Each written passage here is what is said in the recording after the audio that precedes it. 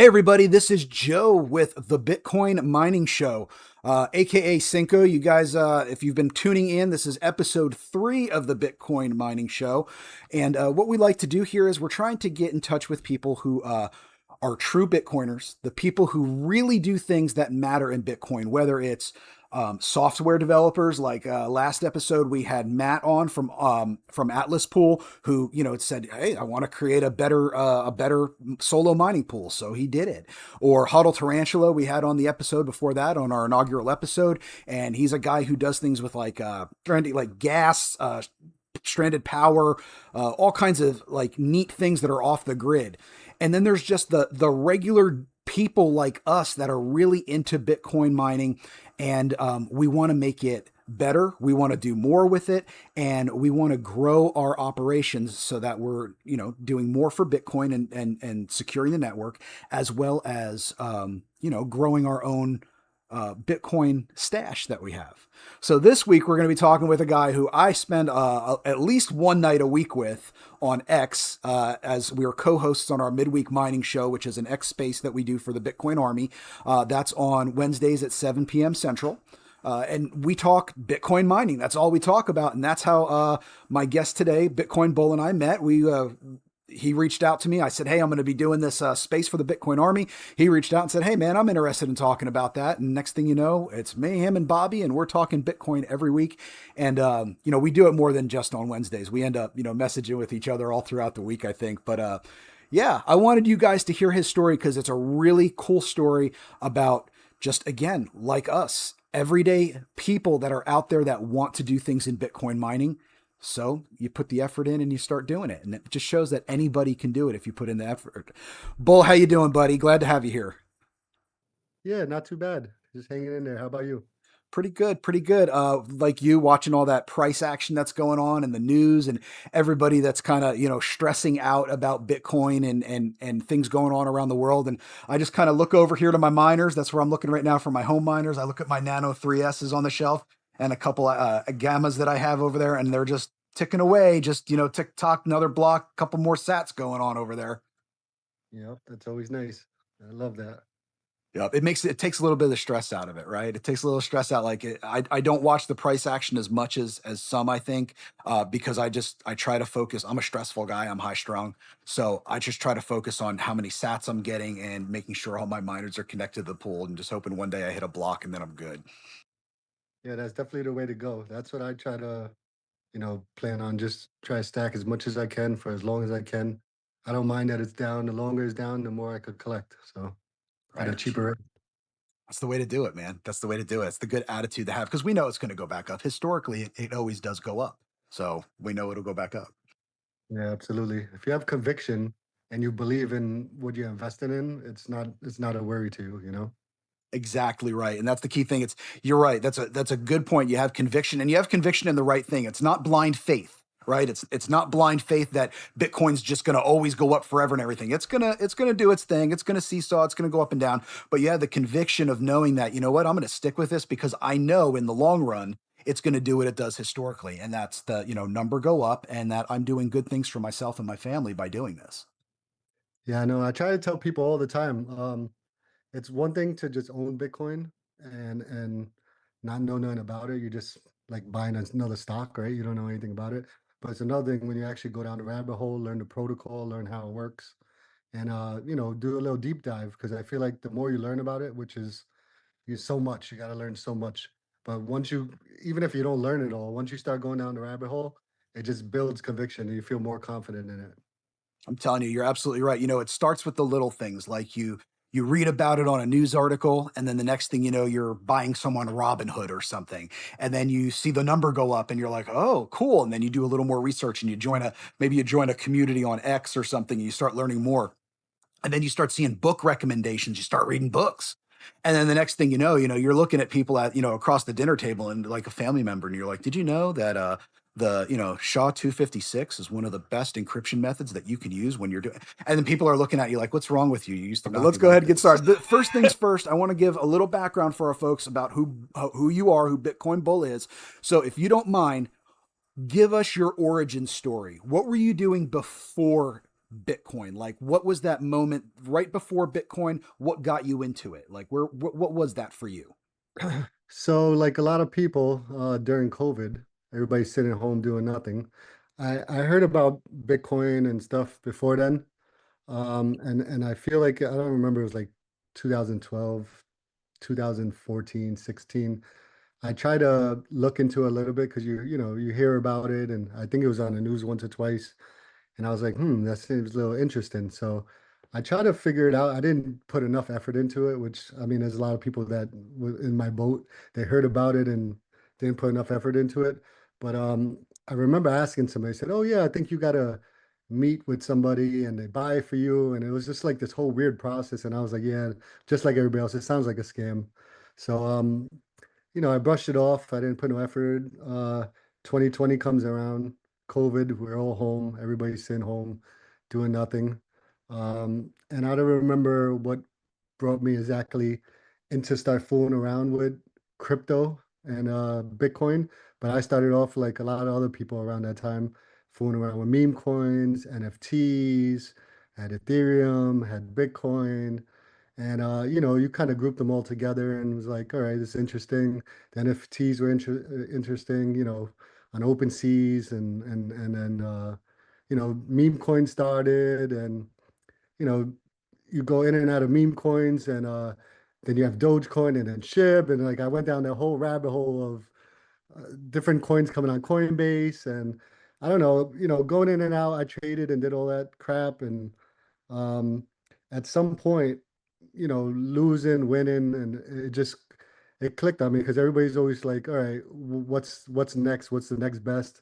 And I don't know, it just clicked in my head like, why am I fooling around with all this other crap? This one's the main one, and and the more you start looking at it, you just like it just clicks. So it wasn't one specific thing I think that clicked with me. I think it was just all the junk and all the meme coins and all the NFTs and get rug pull here, rug pull there, and all the scams. And I'm like, I just see Bitcoin there, just like a steady, growth, and nothing really could happen. No rug pulls, no control. And it just clicked, and I started selling everything off, and I started going all Bitcoin ever since then. That's interesting. I think there's a lot of people that can relate to that, Bull. I think there's a lot of people out there that, especially like that are like now they would consider themselves like Bitcoin maxis. There is no second best. And I think a lot of them are afraid to admit openly, like, they started off, maybe they bought some Doge, they bought some Litecoin, things like that. I did it too. I did it too. When I was learning about it, I didn't know. I was getting Yeah. into this stuff with a hype and I was like, okay, this is cool. And then like you, it kind of, the filter, right? You start filtering and you notice that no matter what happens when you're watching it, the other stuff always, it goes up, it goes down, it falls off. It goes up, it goes down, it falls off. But one thing always stayed steady. The ship was always steady on course, and that was Bitcoin. And I kind of relate to that. Like I was the same way, man. Like it was always there. And then at one point it just clicked. It was like, why do I need to worry about this other stuff? This works for me. Right? I don't need to worry about juggling every 2 days to see where the price action is on this coin to see if it's about to die and I need to get in right now. Or, I just did Bitcoin and it took a lot of that worry away. So yeah, I feel you. Absolutely. I started seeing everybody. I feel like one big misconception with Bitcoin and all these little meme, coins is everybody's afraid, not afraid, but they feel like they missed the boat for Bitcoin just because it's such a high price, 50, 60, 125,000. And they're like, in their brain, they're like, all right, I could own 100 of these little coins. And if it catches up to Bitcoin, if it goes from 1 penny up to 60,000, I'll have crazy amount of money. But most people don't realize I did because I've traded securities and stuff before this, so I was in the stock market already. You got to look at the market cap and the shares, right? So it doesn't work that way. Like if one of these stupid coins uh, come up to that, it's not going to happen. There's no way possible. It's like so. I feel like that was another thing that a lot of people just didn't realize. And yeah, so that was pretty much it with that. Fair enough. Yeah, that's good stuff. That definitely I definitely sympathize with that because I went through the same things and that watching everything going on in all the other coins, and then you start realizing that, like, okay, yeah, there's something else to Bitcoin that the other ones don't have. No matter how much they try to put the sign up or paint it or have a PR team that tries to focus, and we're like Bitcoin, we're Bitcoin number two, and a lot of them aren't even proof of work. You can't mine them, right? So that was always a thing for me too. It was like, well, if I can't mine it and I can't secure that network myself, I have to rely on someone else to do everything, or a company, or a whatever you want to call it, an organization that has to control everything. That to me was, it started sinking in, like that's no different to me than a stock. That means somebody else has control over my money, my money, and I don't, and that's going to be a problem in the future. Yeah.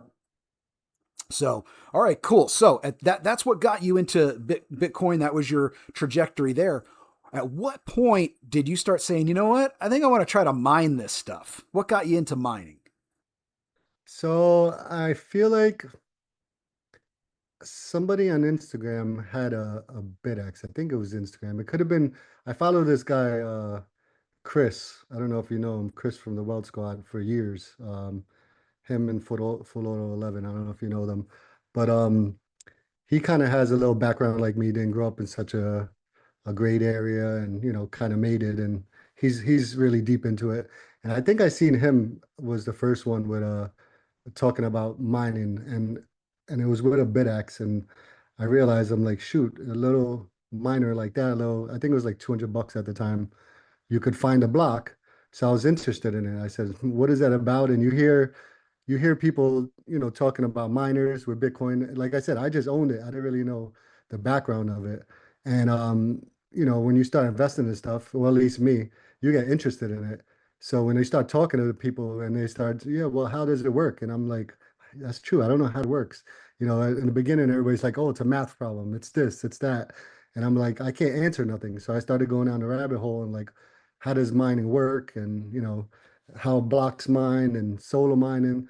And I decided to just suck it up and get a BitX when they first came out.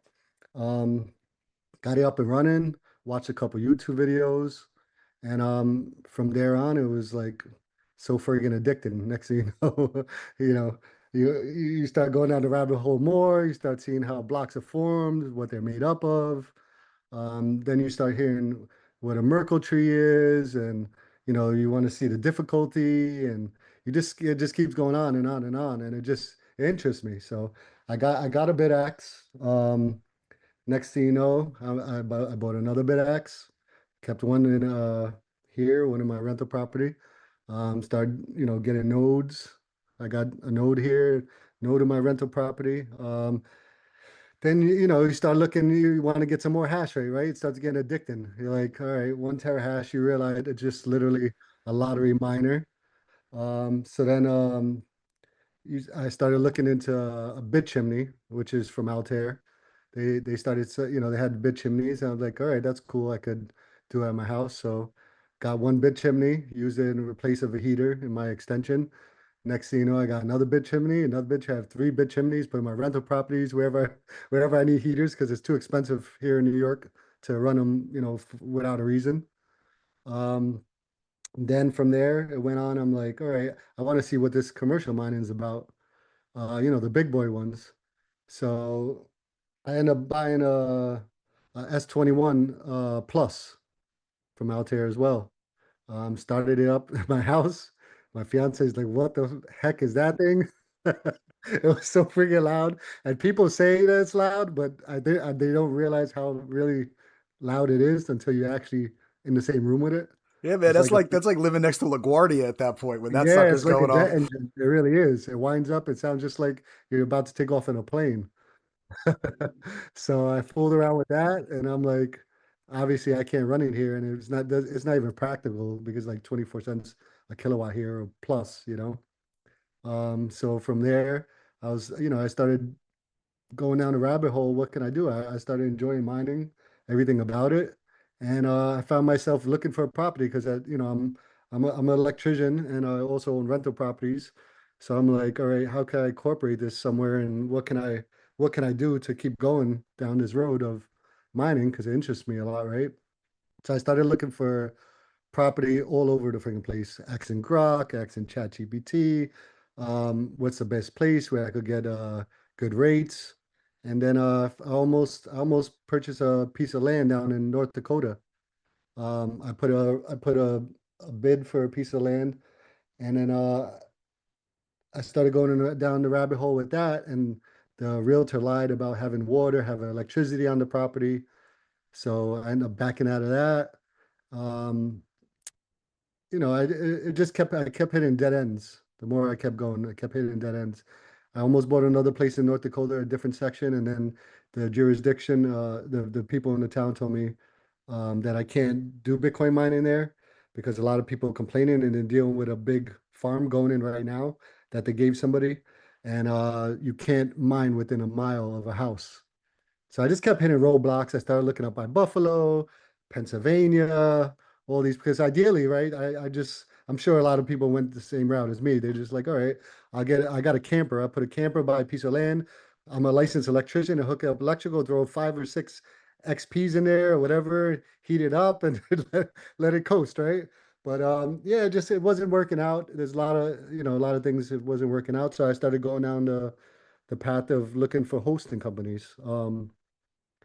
When I started looking for hosting companies, it was a little worrisome because, to send a $5,000 miner to somebody, it was kind of a little nerve-wracking. I'm like, Take I some don't know. trust. You hear all these scams on X, you read all this stuff. Yeah, it takes some trust. So I was speaking about Altair, and at first they didn't want to recommend nobody for hosting when I first asked them originally. But I don't know, when I guess they started becoming friendly with certain hosting companies, and they started recommending people, and I pulled the trigger on one. And from there on, I spread it out. At first, I was going to put it all in one hosting company, but then I decided, what if that guy loses power? What if there's something happens? I decided to spread out. So that's why I'm in like 4 different hosting companies. That's cool. So that's a good way. Yeah, you diversify with that. That's smart. I mean, and that is a legitimate concern. So that's neat that you recognize that you were cognizant of, like, if I have it in just Iowa, because there's a lot of hosting in Iowa. If I have it in Iowa and they have some type of curtailment go on, now all my miners are down. But if I've got them in Iowa, I've got some in the Carolinas, and I got some in Texas, well, then maybe I'm only 33% down. So again, just trying to make sure you're getting the most uptime you can. So that's smart, man. That's cool that you recognize that. Yeah, not only the uptime, but what if they turn out to be a scam? What if oh, I didn't receive your miner, or this is broken and that's broken every week? There's a lot of little things that people could do. A So lot of nuances. yeah, so I just figured it's better to spread them out just to even out the gamble. That's cool. Um, Looking back, so you kind of your trajectory, it wasn't necessarily straight up. I'm trying to get my hand in the frame there. Wasn't necessarily straight up, but yours, I mean, I think you took a trajectory that a lot of people who become serious about mining look back and say, that's kind of my path, which is, and I'm on that same path, which is they started off interested in it. They said, okay, this small, the small boy miner, like a Bidax Gamma, looks cool. Let me try that, or like a Nano 3S or something like that. They get into it. They start learning about it. That rabbit hole opens up a little wider. You go deeper under the roots of what's going on in the Bitcoin tree, and then you start growing. I think from there some people do like a Q, like an Avalon Q. I think nowadays is one of the next logical steps for people, and then from there, they start looking at the big boy miners, 19s, 21s, A15s, things like that. It sounds like your middle ground on yours was like the bit chimneys, and you kind of got into a little bit of heat punking early on then, huh? That was, I mean, but you're, as a rental property guy, that kind of made sense to you. And you said you're an electrician too, so like you thinking about efficiency and how could I make this put this device to work for me. Did you find that the bit chimney thing was like a good move? Did you think that was a smart move? I'm not sure what you mean by a smart move, but I think personally, anybody that's using an electric heater should consider Avalon Q, because electric heat, like I said, I'm a licensed electrician, and of course, I went that was my first. I was jumping on every X Spaces with the home mining podcast. I think Solo Satoshi and them were doing it Yeah, two too. sats. Yeah. Mhm. That's what really interests me because I'm a licensed electrician. I'm also a contractor. I also got rental property, so I could hook up boilers. I could do all that stuff, plumbing. I'm not just stuck on electrical. So I thought about I almost bought what is it, M64? It's a water hydro Watts miner because I could hook that up and connect it with a circulator. I could put it with some zone valves and connected to the heat exchanger and hook up to radiator. I could do all that. So that's where I started going down the path. I'm like, but it has to make sense. So my biggest issue that the only reason I didn't, I almost, like I said, I almost got the whole immersion. I was going to buy a C2 and go that path right away. But here in New York, it just didn't make sense because heat pumps are so efficient. And I don't want to go down the rabbit hole of a heat pump, but basically, being a landlord, you're not going to put something more expensive just not to, pay more just because you like it, right? So it just didn't make sense. But that was definitely what I was interested in, the whole heat reuse, and I still am, you know. That's Um, awesome. but yeah, if anybody's using an electric radiator or any type of electric heating, absolutely look into this and purchase Avalon Q because they're very quiet and give off a ton of heat and it's not wasted. Like a radiator is just wasted electricity. Why not run Avalon Q and get paid back for using the same electricity you're going to use anyway? Right? Those Avalon Qs, the mini threes, like when I see those, the first thing I think of is like, man, like my daughter up in, she lives in Colorado. And like, I always think about like, that would be perfect for her apartment. Like, and because she's already got baseboard electric heating, she can keep that turned off and just plug in the mini three and try to offset that a little bit. You know what I mean? Like, or at least you're already going to be paying for it. You might as well lottery mine with it and try to see if you can hit something with it. And you never know. You're still using it for the heat. So you're not losing anything with doing it. You're just adding that extra layer of, I could win with this. Yeah, so there was a rental property I was looking to buy upstate New York, and the apartment had all electric heat. So my first thought was like, all right, and the tenants paid for it. So my first thought was, all right, I'll switch all his radiators, hook it up to hot water radiators, um, put an immersion set up there, and hook it up to exchanger. So they could run it off. They're paying for electric anyway, and say, hey, like Softworm LLC does, you're paying for this. I'm gonna swap it over. We'll split the difference. You'll get some sats, I'll get some sats. I install, and then just keep it that way because if they're paying for electric anyway, why not get, return on your investment? So that was the first thing I wanted to do. I end up not purchasing that property though. That's interesting. And that's cool because I mean if I were a renter and I was going out and my landlord said to me like, "Hey, so we got this something that's a little different about this piece of property that you're going to be renting from us." And then you tell that story about, this is what we're going to do. We actually, it helps offset some costs here, so, you get a little something back with it. There's people out there that would be all into that. Some people would probably just look at you with the blank stare because they just don't know, and that's fine. Not knocking those people, they're just not exposed to it. But there's other people I think that would hear that and be like, I have to live here just because you're doing that. Like this is a thing we got to do. Yeah, and the funny thing is that, like I said, I'm a licensed electrician, so I hook up a lot of electric heaters, and sometimes in bathrooms they want these little in-wall ones. So Canon tweeted out what people are looking for, and I suggested to them what will make it easier for me to install some of these things in the houses, right? Um, so that would be cool if they start coming out with these products because then I can start pushing them to customers, and because a lot of customers they just have these little in-wall heaters that is just a waste. Same thing with the baseboard, it's just a waste. If they make it a little more practical for the electricians, I would push them all day. Yeah, no kidding. And that's the key thing is you're basically with your heat bill is you're just turning money into heat. That's all you're doing. So if you can do something to make it a little more lucrative, a little more interesting, a little more worthwhile, I mean, why not? And I think you're right. Like, all right, so Canon's not sponsoring us for this. Just No, Bull no, and I talk about them a lot because we like their products. And it's cool because seeing like they're on different podcasts right now. They're doing the conference circuit, and they're talking about things like this. That I really think of all the companies right now that I've seen, they're the ones with kind of their finger on the pulse of what can we do to make multi-purpose miners. And I think that's going to really drive things moving forward. absolutely. Nobody else is doing it. I mean, you see them guys do the electric hot water heater with the Bitcoin mining.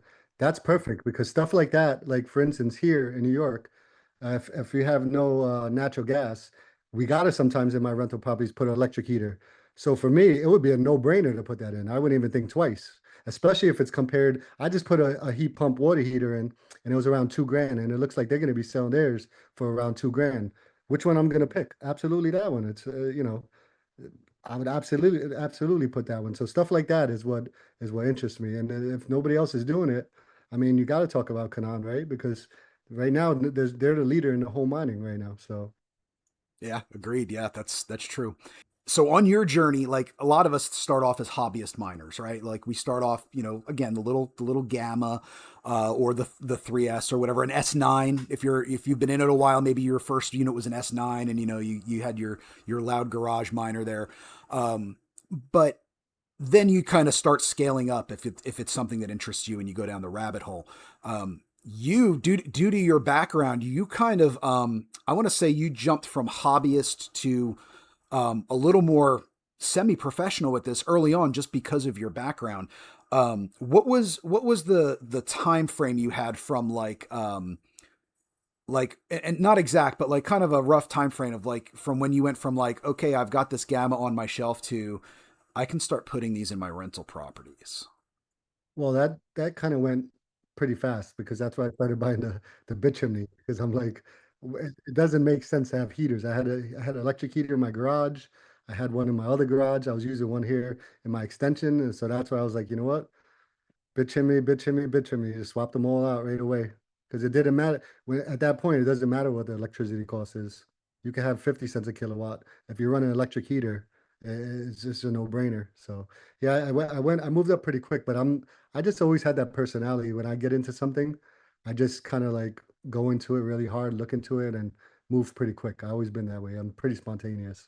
That's cool, man. Like you've given me over the months that we've been running the midweek mining space, I've gotten a lot of good ideas just from things you talk about. So like, yeah, you definitely do your research on stuff, and that's I applaud that.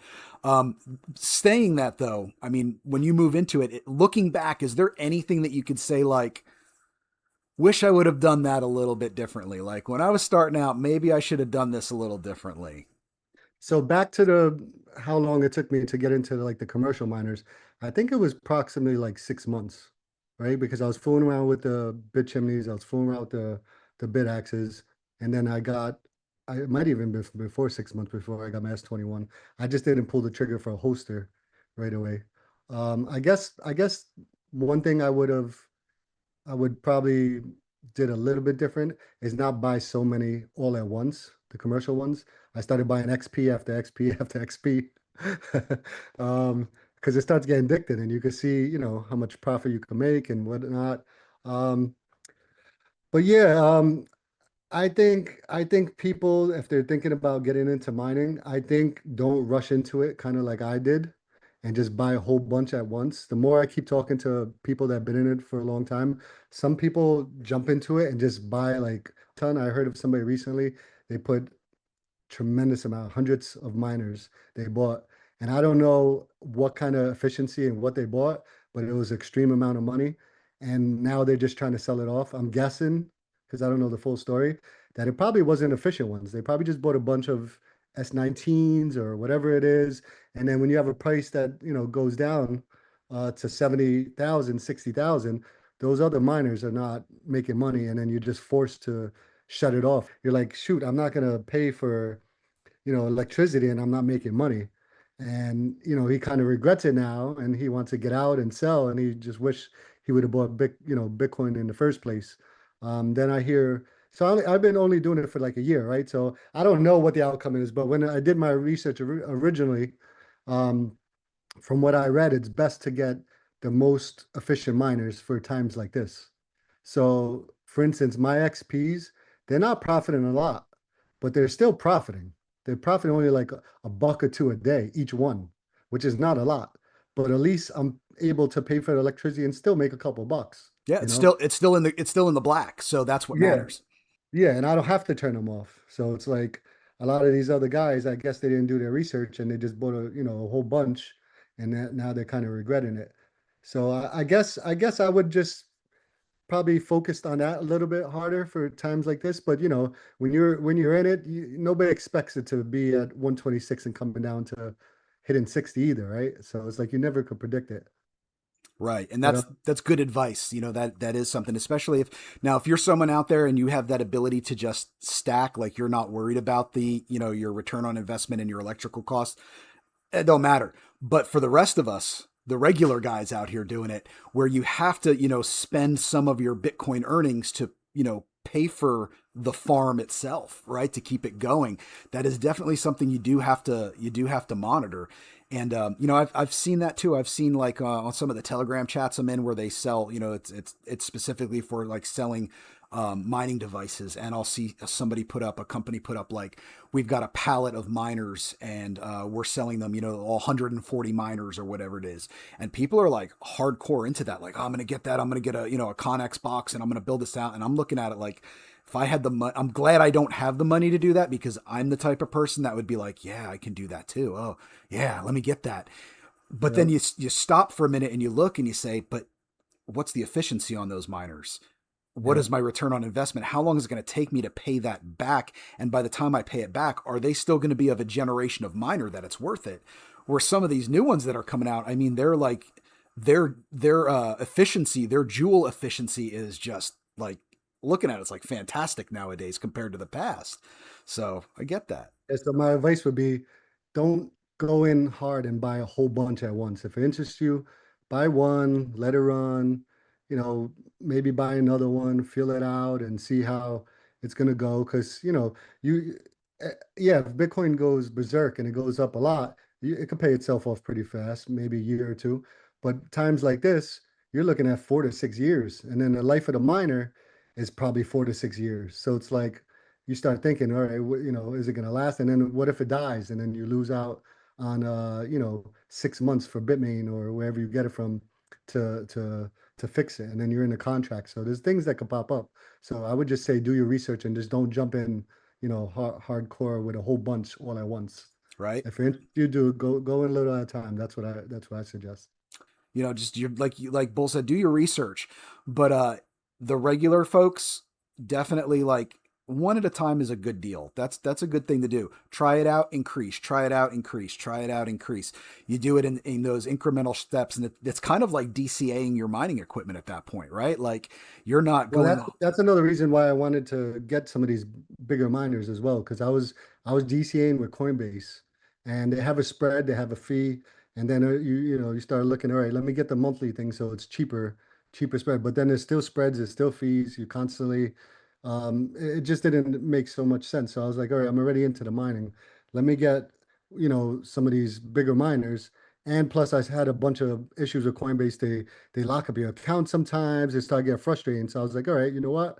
I kind of got lucky because I didn't plan it this way. But around 110, when Bitcoin's around 110, I started using my Coinbase Bitcoin that I had in there just to get out of there to buy some more XPs. So I bought a couple XPs, between 3 and 5 with Bitcoin. And I'm like, you know what? Instead of paying out of paying for the electricity, I'll just pay it for fiat and let the electricity cost that I would normally, pay just stack into the to my wallets and bring the Bitcoin back. And Bitcoin just kept going down from there. And luckily, not luckily, but it kept going down. So it ended up turning out to be a good buy because I bought them with Bitcoin 110,000 and it halved almost. So it's like it did better in the Bitcoin miner than they're sitting there. So it kind of worked out for me in that sense. All right, guys, quick shout out to the sponsor of today's episode, Altair Tech. If you've been thinking about getting into Bitcoin mining or scaling up your current operation, Altair Tech is who we use at Cinco Dogos Mining for our hardware. They're veteran Bitcoin miners, so they actually understand the equipment they sell. They ship fast from the central US, keep a large inventory of in-stock ASIC parts, miners, PDUs, and accessories ready to go. Whether you're starting small with something like an Avalon Nano 3S or scaling into the 200 plus professional mining rig range, Altair Tech has the gear to help you grow. And if you're new to mining, they offer free consultations to help you choose the right hardware and strategy.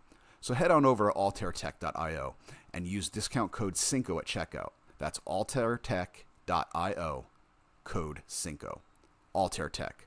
Mine your independence and start stacking sats the sovereign way. in that sense. you're you're an entrepreneur, you're a business owner, you Mhm. do rental properties. Yep. Has Bitcoin and Bitcoin mining changed how you look um, at the world as a businessman? Has it changed how you approach things? Um, it it makes me think whenever I have a rental property or a job, how could I incorporate it somehow? I feel like that's how it changed for me. Because obviously I love mining and I love everything about Bitcoin. So I always try to figure out which way I could incorporate it, either for a customer or for a rental property. I would say that's the biggest, or like a heat reuse type situation. I have a buddy in Pennsylvania that he actually gets pretty good electrical rate. And I was gonna, because you need like a year or two in Pennsylvania to show how much electric you're using in order to work a power agreement with them. So, I find myself looking at all different opportunities. I was gonna put like a storage unit there and tell them, hey, I'll give you free heat, and I'll hook up some miners in the storage with them, the little box containers, the storage containers, and I'll give you free heat and let me run it there and we'll work it out. So I just find myself looking for different opportunities. How can I incorporate in real world That's scenarios? cool. Yeah. And Yeah. that's neat. That's an interesting way that Bitcoin helps change things. And that's a you scratch my back, I'll scratch yours type of situation where you're helping somebody else. They're getting something out of it. So you're not taking advantage. Yeah. It's a lucrative deal for both. So that's kind of cool. And that the fact that you also look into like, where can I put this and kind of have your devices around. Um, Now you also have your miners hosted as well. How has your experience with hosting been? Don't need to know who you host with or anything. Just Yeah. curious, like how your experience has been about like, do you find it like if you were to talk to somebody who's getting into big boy miners, would you say like, yeah, this is hosting's definitely a good deal, but watch out for one, two, and three or A, B, and C, issues that can pop up. What type of advice would you give somebody looking into hosting? I would say definitely just pretty much put in like Claude or Grok, whatever AI you use, and see what potential issues you could run into. Do your research on that because there's a lot of moving parts. There's a lot of things people need to know when you go into hosting. It's not just as simple as, hey, send them a machine and that's it. They have contracts. Some are long, some don't have none. Some do hydro, some do only air. Some have curtailment more than others. And then you got to, you worry about nefarious stuff, right? If your miner's running, on stock Bitmain at 270 terahashes, and you know, for the most part, at your pool level, you're doing 250, you start wondering where's your other 20 terahashes going, and you start going down the rabbit hole with that. And there's a lot of different ways where hosting companies, I'm not saying any mine are doing anything, but there's a lot of different um, ways that they could offset some of that hash rate um, where they're getting some, and pools are going in and out. You start seeing fluctuations in and out, and you start going out, you start worrying about stuff like that. So I would just say do a lot of research and keep an eye on your miners and your pool, and be aware of what it should be hashing. And I almost feel like the best way, because a lot of people push brains and all these other ones, I almost feel like the best way is to keep it stock. I feel like it's less likely for, things to go down. Okay. Um, just do your research pretty much. There's a lot of moving parts and a lot of things. Yeah, good point. And when something's hosted, I think something that most people need to understand if they're looking into having their miners hosted, hosting is not the same thing as management. Okay, so if they're hosting it, they're doing just that. They are providing a facility and power and internet at a price for them to host your machine so that you do not have to do it in your home. That doesn't mean they manage your Bitcoin network for you. You still have to pick your pool. You still have to keep an eye on things, like you said. And from our talks with Matt at Atlas Pool last episode, there's also pools that do shady stuff, so you got to watch out, right? So that's just the point is there's always bad actors out there in any space when it involves anything financial. So you definitely need to keep an eye on your stuff. You can't just blindly trust people to do things for you and that they're just going to be altruistic with everything you do. So just please remember, if you are looking into hosting, it is not complete management. Bitcoin mining is not fire and forget. You can't just give somebody your machine and say, tell me when I hit a block. You got to keep an eye on things. Yep, absolutely. Definitely look at, that's why I say don't go all in and just do one at a time and feel it out and do your research and, you know, pay attention to what's going on. That's all. Right. Now, do you see, you've got your, you diversify how you mine, which is cool. You've got some at home, you've got some at your rental properties, you've been looking at other places you can put things, you have things hosted. Do you still look at mining as if it's like a hobby for you, or do you kind of look at it as it's one of your businesses? I look at it as like, I hope for Bitcoin to go up and I do good with it, but it's more for a DCA thing. I feel like I did it more for a DCA thing. And I would love to make a business out of it. I would love to. Like I said, I'm a licensed electrician, a contractor. I would love to do some type of mining heat reuse somewhere and Huddle Tarantula. Sorry, that's really cool that he could go somewhere and get, work out a deal where he's using the flared gas and set something up to be able to do it. I feel like if I was, over there, that would be me. I would do that, but I just can't here in New York. Well, there's room in Texas, man. I'll just say that. There's room in Texas. But Yeah. no, seriously, that's cool. And yeah, I get that. Where do you see like a year from now, 2 years from now, where do you kind of picture your mining operation being like? Do you picture, you're going to double what you've got out there? And I know it all depends on economic factors and whatnot. There's always those things, but like just kind of, if all things being equal, where would you like to be in 1 to 2 years down the road with your mining operation? I would like to know just overall how, so I went right in and I got the most efficient ones, right? The XP's been the most efficient air-cooled ones. So I feel like in 1 or 2 years, I would like to see how they did and if I actually profited or if it was better to, just buy Bitcoin because I didn't cheap out and go for the cheaper miners. I went for the better, higher efficiency ones. So if I can't profit with them, um, then I would say it was kind of like, I should have just bought Bitcoin. So I don't know where that's going to end up, but I'm hoping that it ends up where I at least, got my money back because if it does, I have a little experience at that point and I would try definitely push harder to make a business out of it. I mean, there's a lot of people that say, all right, you can't really make money off of Bitcoin mining. But then you got all these companies that have been doing it for years. Like you have to be able to make money if you've been doing it for years, right? So it's just some people, it's just like, owning a property. It's made up for some people and some people it's not made up for. Some people learn the ropes and they can make it profitable. Some people buy a house, they're not profitable. They lose their butt and they sell that house for a loss or, so I feel like with any type of business, if you could figure it out and learn the ropes and do it the right way, you can make something of it. So I'm hoping in 1 or 2 years I learned the ropes and I realized and it clicked like, all right, this is where I went wrong, or this is what I should have did, or I got to go about this way. And I hope at that point I could actually start a business off of it because I would like to keep going with it. I would like to, like, I'm a hair away from buying a hydro miner.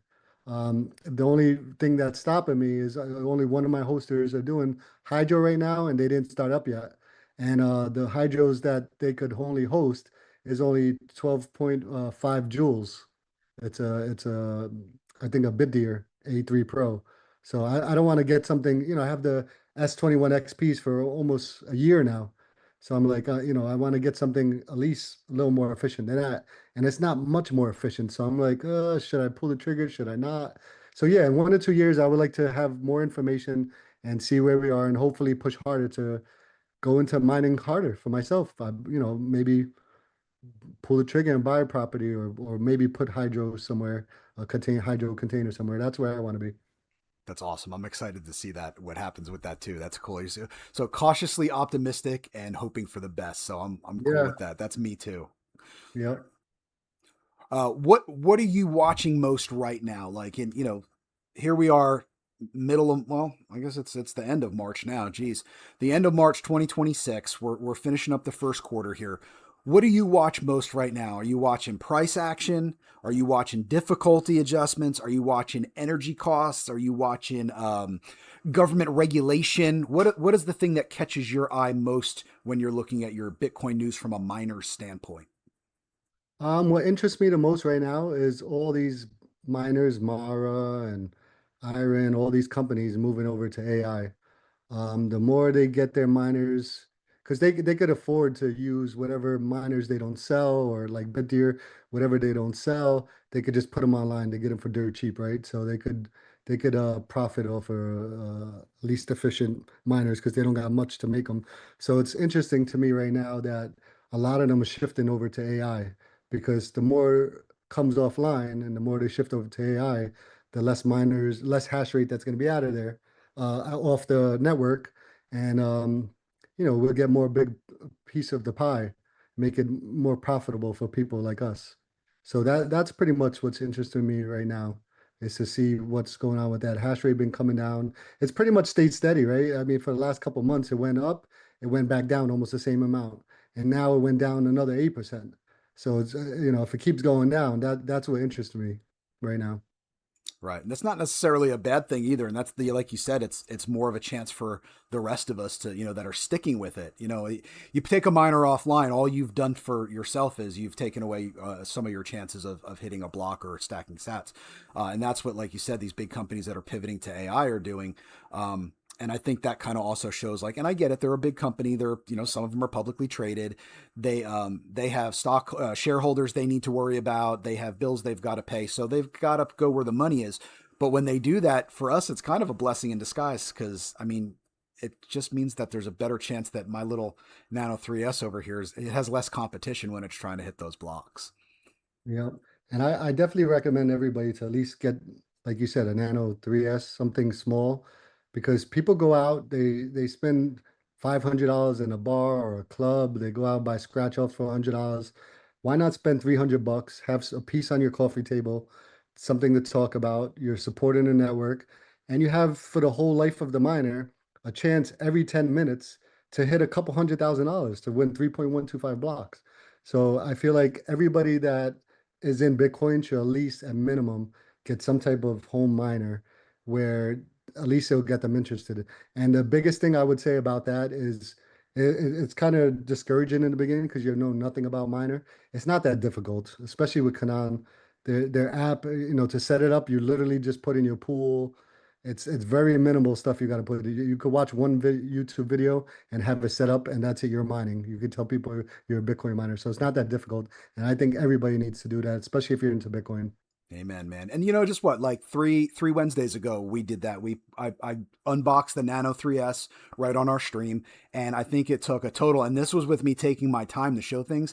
It took a total of about 8 or 9 minutes of the show to set up and have the Nano 3S on Atlas pool hashing for solo mining. It's easy. And for anyone out there who's worried about it, like Bull just said, you can pretty much go on YouTube and plug in how to set up my Nano 3S, and it'll walk you through how to set it up. It'll walk you through how to set up your first Bitcoin wallet. It's really simple. Like, honestly, like if I can do it, anyone can, because I'm dumb as a brick. So if I can do it, anyone can do If it. they own any type of wallet, you could put it to anywhere. You could put it to your Coinbase wallet, any type, wherever you hold your Bitcoin, you could just add in your wallet that way, and that's it. Done. It's really simple. And like I said, you waste a one-time shot, say on $100 of lottery tickets, it's done. This one you spend like 200 or 300 bucks, and it's not just one lottery ticket. It's a lottery ticket every 10 minutes for as long as the miner's alive. As long as it's kicking and it's mining and hashing, every single 10 minutes you have a chance to win. So it's a one-time deal for the life of the miner. So I feel like that's very interesting that people should know. Yep. And the clause with that is, like we talked earlier in our talk, it's addicting. If you're into it and you like what's happening and you get the thrill out of it, like I get an endorphin rush when I set up a new miner. Even now, and I've set up well over 100 miners. I still get an endorphin rush. I get oh, it's online. Oh, that's a cool feeling. Oh, this is great. You get that almost like a little bit to me. I don't know. Maybe people are gonna look at this and be like, "Cinco, you're nuts." It's almost a little bit of like a taste of euphoria with it because I'm like, I got another one. My number just went up. My chances got better. Yeah. And then you watch the difficulty, how close, how high up the chain you got. So it's pretty cool.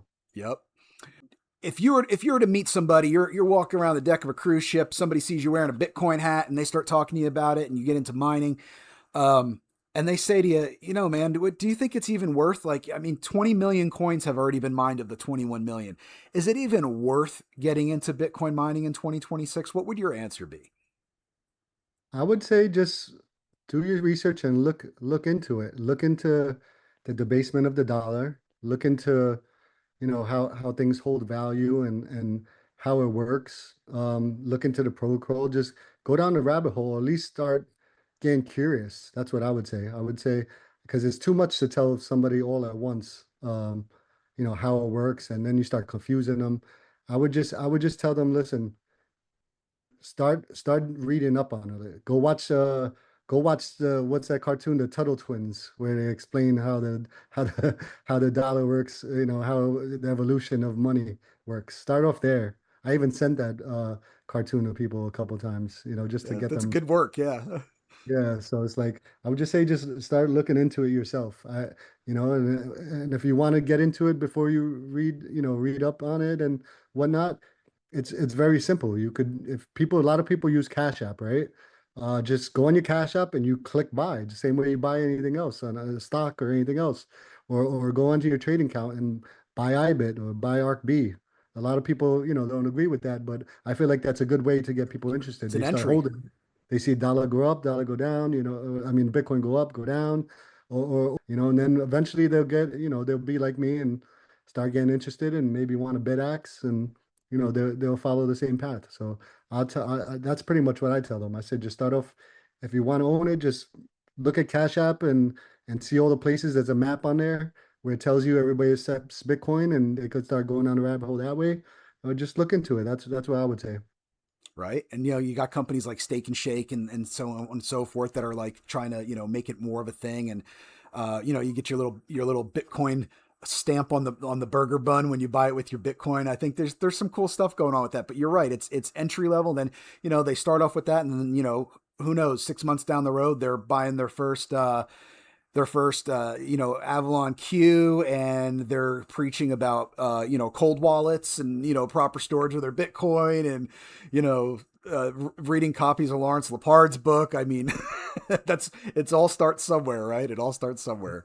Let's do a little quick wrap up here. I'm going to ask you a couple, we'll call them like rapid fire questions, just quick little answers you can give me on Sure. what you feel. Next 12 months, are we going to be a bull market or a bear market? I think bull market. I'm just always bullish. Well, I'd hope so with your name. I, Otherwise, it would I, be I think we're gonna hit a new all-time high this year. Um, I think there's no more selling to be done. I feel like we're just bouncing around here. Is it possible we go lower? Absolutely, it's possible. I just don't think we are. Can it hit 50? Maybe. I highly doubt it though. I feel like everybody's referring back to this 4-year cycle thing. And this time it does this time it does that. But my argument to that is, these last couple cycles, right? Ha in each one of those cycles, how many times have we had Michael Saylor buying all this Bitcoin, or we have IBIT buying all this Bitcoin for IBIT, or ARKB, Kathy Wood, gobbling it up. There's a lot. It's a different world now. We evolved, so even though it kind of rhymes a little bit, right? I don't think it's the same. I don't believe it's the same, things change, and even though it might rhyme a little bit, I don't think you're gonna get the same outcome as you did in the past. That's my opinion. right on. Okay, favorite ASIC brand. If you had to pick one brand over others right now, what would you say is the one that you're most interested in, the one that is really piquing your interest the most? Bit deer, I'm with I you would on say that. bit deer. Yeah. I love my Canon stuff, but Bitdeer stuff that's coming out is very interesting. Well, if we're talking home miners, then it's Canaan, Mhm. definitely. If it's home miners, like the bit deers are starting to be more competitive, with Bitmain because they're still the leaders at the end of the day. But I don't think for long. Yeah, I think there's enough in the market right now and they're showing those, like you said, they're showing they're showing some good life. I'm very interested in what happens over 2026. 2025 was interesting. I think that was the year of the bid axe, but I think 2026 is the year of the efficient miner. Yeah. I mean, Bitmain, they used to have the S23 that was supposed to come out, and they're talking about something with 6 or 7 joules, but who knows when? Like, I mean, they have a Hydro right now, A3 Pro, I think by Bitdeer is 12.5 joules. So I'm going back and forth. I'm pulling the trigger on that one. But they seem most interesting to me right now. Well, if I hit a block, you'll know it because you'll see me pick up a few of those. That's for sure. Um, do you stack it or sell it? Of course, stack it. I don't even, like I said, I come out my pocket to pay for the electric charges. All my minings is all getting stacked. There you go. What would you say in Bitcoin mining is your biggest win? Doesn't even have to be like you hit a block or something. Just in general, like what do you feel is like a success story due to Bitcoin mining for you? I was never really a speaker. I'm not. I'm horrible. That's my worst trait is being able to speak, never mind publicly. But I kind of forced myself because I was interested in Bitcoin and Bitcoin mining, and you see all these people doing all these spaces, and I was just always horrible at it. But yep. So I guess that's a good one. All right, and that's good. Yeah. And speaking of that, so you do the midweek mining with Bobby and I. That's on Mhm. X. We do that. Well, X, and we're kind of experimenting now with like multi casting it to Twitch and YouTube at the same time. But mainly that's an X thing for us. We started off with the Bitcoin Army there, the community doing that. That's the Wednesday night thing for us. That's 8 p.m. Eastern, 7 p.m. Central on Wednesdays.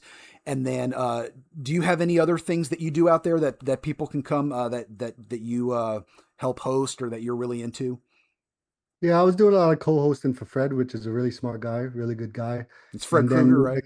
yeah, and I just hop around and try to keep networking, I talk to different people, jump in different spaces, and for the most part, my only real commitment is with you and Bobby for the mining, just because I love mining, you know. I was enjoying the spaces, but it turned out to be more of a job, and plus, I didn't know how much I could contribute anyway, so it was kind of good that things happened the way it did, just because I run a business. I'm a licensed electrician. I got 4 kids. I got a lot of things going on. Rental units. I got like 22 units.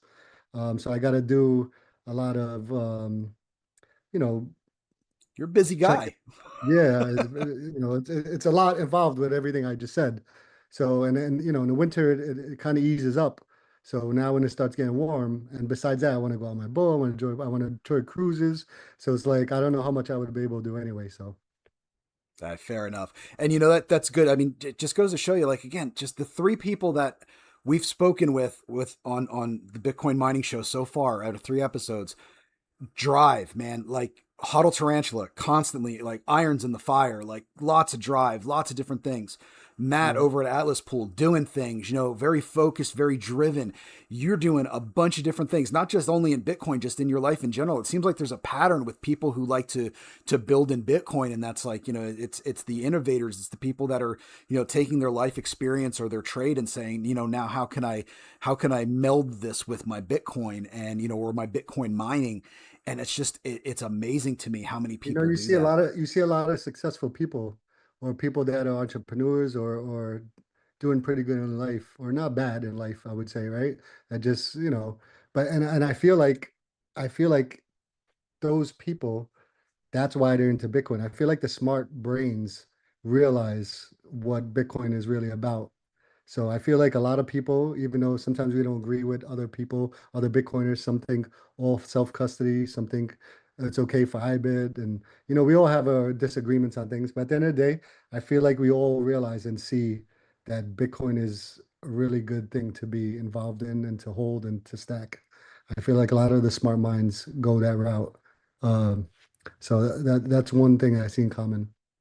Right on. Yeah. The one thing we all have in common, Bitcoin is sound money, and we all believe in that. And that's the one thing, like you said, we could all disagree on things, but when it comes down to the brass tacks of it, I think anyone who's a good actor in Bitcoin, and they're not out to destroy the network, anyone who's a good actor would agree. We don't have to agree on on every little detail, but we do need to agree that Bitcoin is the most sound money that's ever been created.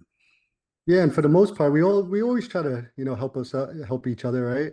I feel like when you use back in the days, all the coins, like they talk a good game, and I'm a millionaire, and I buy this and I do that, and next thing you know, they're rug pulling everybody, robbing them, like it's all cutthroat. And I feel like Bitcoiners, you have people like Tomer. I love Tomer. He comes up all the time on Spaces and teaches people different things. He spends his time. Terrence too. He's another one. He's on Bitcoin today and constantly, teaching people what he can. And a lot of people put in a lot of work that they don't have to. They're successful people, they're doing good, and they sit here and spend their time to give knowledge on Bitcoin and teach people as much as they can without getting anything back. So I look up to people like that. I love people that do stuff like that. Yeah, and I think Bitcoin does attract a lot of those people. You're right. I've Yep. encountered that as well, and that's what's cool about it. I want to again thank you for your time. I know that your time is very valuable, and we do appreciate that you took the time to do this, especially on short notice. I mean, I basically reached out to you late last night and was like, "Bo, what you doing tomorrow? I need you," and you stepped up and helped me out. So thank you for that. I do appreciate it. Yeah, I'm surprised he wanted to interview me because I'm not that exciting. I'm not that like interested, and I'm a horrible talker. That's Man, my worst. you don't give yourself enough credit. I mean, you've got a great story. You got a heart for Bitcoin mining, and that's important, and that shows through. Everything else we can work around. You know what I mean? Like as long as we're all on the same page with stuff when it comes to mining, and that's that. It's a good thing. That's the same page. We're good. Let me tell you before I forget a little story about Altair. So before I bought so I got the BitX. I don't think I got that from them. Like I don't remember. I might have got that one from Solo Satoshi, but everything afterwards, all my Bitcoin miners I got from them. But the funny thing is, I got bit chimneys from them, right? That wasn't that bad. But when I went to buy, my first commercial miner, the S21 Plus, um, again, just like hosting companies, you worried because you read all these stories, like you buy something from somebody and you pay them and they don't send you a miner or they send you a broken miner or something. It's some type of scam, right? So I was afraid to buy from Altair first. Um, and it's funny because their story is that's the reason why they started the business because a lot of people used to go on Telegram. They used to get, from a Chinese company and people getting scammed on buying Bitcoin miners. So a funny story is I bought a miner from them and I'm a licensed electrician, so I know how to wire it. I didn't know exactly what exactly it needed, right? But I knew it needed 220, so I hooked up 220. I got it in my house after finally pulling the trigger on them and buying it. I hooked it up to the pool and it wasn't hashing. So I started freaking out. I'm like, oh boy, this company wasn't so good. It's a funny story. Yeah, I started freaking. And then I'm messaging them, I'm going back and forth to them. I'm getting ready to leave on a cruise and you have a certain amount of time. They have certain restrictions on how long you can return it, and so I'm going back and forth with them, and I started getting worried because I'm like, shoot, they're not answering me back. And it's like a couple days to go by, and then I get frustrated. I email them again, and then finally get an email, and they email me back. And it's a funny story because I thought that they were just not answering me, and I'm like, oh boy, they're gonna stiff me. I'm out. I don't know how much it was at the time, maybe almost 5 grand, 4,500, 4,800, and I'm like, shoot, the first big boy miner I buy, and then come to find out, long story short is their emails were going to like my spam or going to a different folder. So they were replying back to me. I just didn't know they were replying back to me. And then I felt like a douche because I started getting like, I started like becoming a douche to them. And then when I realized it, after that, I changed my email. I got a whole different email, like F this. It was Yahoo email. So I went over to Gmail and I kind of felt like a douche after that. And they made things right. And I told them, I'm sorry. And, you know, they did the right thing by me. Um, Everything worked out. And ever since then, where I seen, they were a good company, I stuck with them. And I bought every single miner after that from them. And they turned out to be good guys. Chris is a good guy. Anybody that needs something, you could reach out to him. He was answering me on Sundays. He was answering me on holidays, and I didn't expect him to.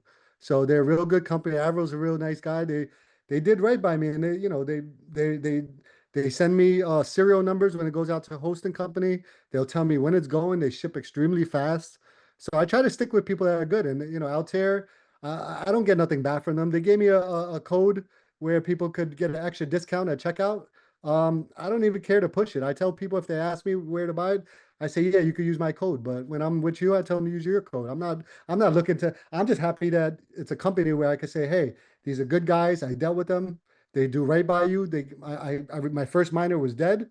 I got a new miner. It's, and I'm glad to have a company that, people could trust, that I could say that I bought that every single miner and it worked. And only one is the one, the first one that turned out to be bad, and they did right by me. So It's it's Murphy's good to Law. have a company by that. Yeah, yeah. Mhm. So definitely reach out to Chris. He don't charge you nothing. You can message him anytime, and he'll help you and answer all your questions.